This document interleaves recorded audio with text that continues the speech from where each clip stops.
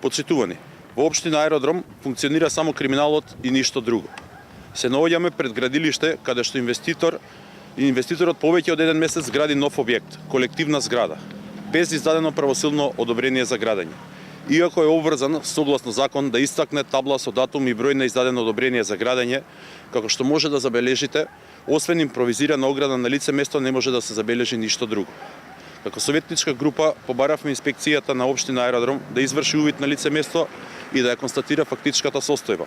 Меѓутоа и по една недела молк. Дали причината за непристапување на општинската администрација е тоа што еден од инвеститорите е Бранислав Јаргич? Во каква роднинска врска е ова лице со претседателот на Советот на општина Аеродром Ивана Цветковска, претходно Јаргич?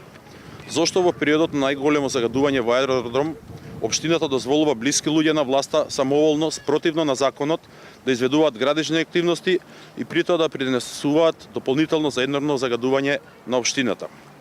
Дали Златко Марин, освен местење на криминални тендери, како што е последниот случај со топлиот оброк за учениците во целодневна настава, работи и нешто друго? Дали знае дека во општина се градат дивоградби без издадена потребна документација? Почитувани, општина Аеродром од непосакувана општина за живење стана општина во која не се обезбедени основните услови за живот и нормално функционирање на граѓаните. Нема инвестиции во инфраструктура, нема нови училишта и градинки, нови паркови. И тоа што непречено се одвиваше, успеа да го растори. Родителите на учениците се сведоци на проблемите со кои се соочуваат оваа учебна година, почнувајќи од проблемите со униформите, учебниците, немањето обезбедување и последното немање на топол оброк. Повеќе од очигледно е дека Златко Марин и СДСМ единствено се грижат за нивните блиски да се вработат во администрацијата и да изградат зграда повеќе, макар тоа да е спротивно на законот. Ова самоволие мора да има крај. Благодариме на вниманието.